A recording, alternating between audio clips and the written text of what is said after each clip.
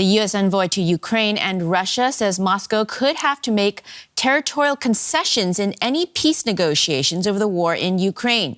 He also threatened to target Russia's oil revenues as part of the talks. Keith Kellogg was speaking during a panel discussion at the Munich Security Conference, where he faced questions about the U.S. strategy in any peace talks. During the discussion, Kellogg was asked if he could assure the audience that European negotiators would be at the table. Kellogg said the answer was no. In addition to territory, Kellogg said Moscow might have to break its alliances with some of its allies. You know, to me, there's going to have to be things like territorial concessions as well. Okay, some of it is unrealistic for it to expect where you'd want to go to, but it's territorial. It's some territorial. It could be the engagement of refusing to use force, renouncement of the use of force into the future from a political side.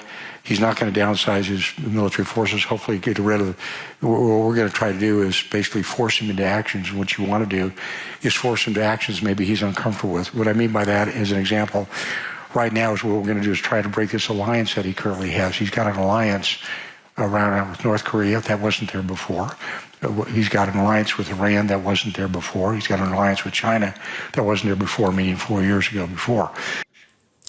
DW correspondent Terry Schultz is standing by for us in Munich. Terry, the U.S. Special Envoy wants to break Russia's alliances with North Korea and China. But after 3 years of war, is Washington and its allies in a position to drive a wedge between Russia and its supporters?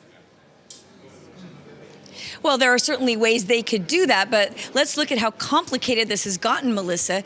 The U.S. may put North Korea and China in the same basket when it comes to the fact that they support Russia in the war against Ukraine. But while no European country has a diplomatic or trade relationship with Pyongyang, that's not the case with China, as you well know. So when they're expecting the Europeans to cut off China or to help diminish the influence, they're talking about the main source of the EU imports.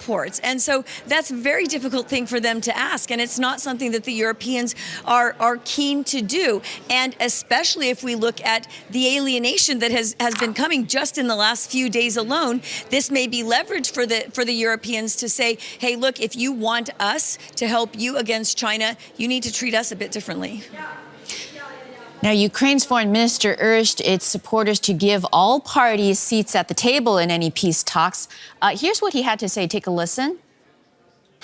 There is no doubt that the only way to achieve long-lasting, just peace for Ukraine is the concept peace through strength. No decisions without Ukraine, nothing about Ukraine without Ukraine.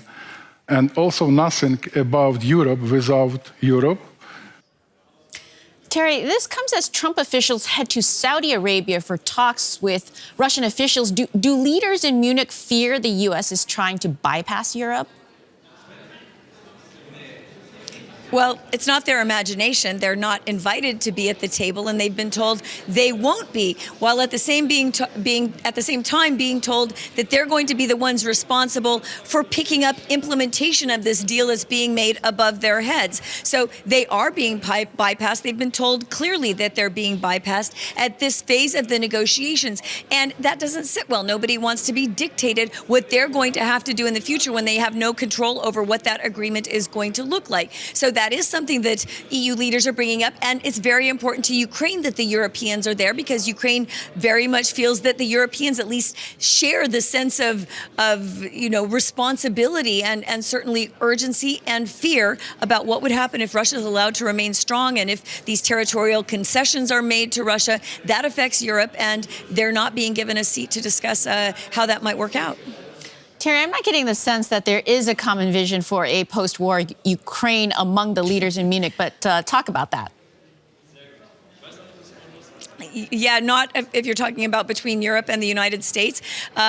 We really don't know what the U.S. vision is. You know, we've heard different things over the last few days. One of the bottom line statements that we have heard coming out of officials is that they do want a sovereign Ukraine. We don't know what the map of Ukraine is going to look like, or what the U.S. is going to be willing to negotiate on that. And we have heard statements from, for example, the Danish Prime Minister here today, who says, you know, we need Ukraine to win the war. That's the strategy for getting out of the war. Meanwhile, you have other countries who have acknowledged that Ukraine can't possibly regain all of that territory, at least not in any near-term future. So, you know, the feeling that we really get here, and I think everyone here would agree on that, is that we don't know. And far too much that is comfortable for the Europeans is depending on the United States and Russia, not on them, and not on even on Ukraine.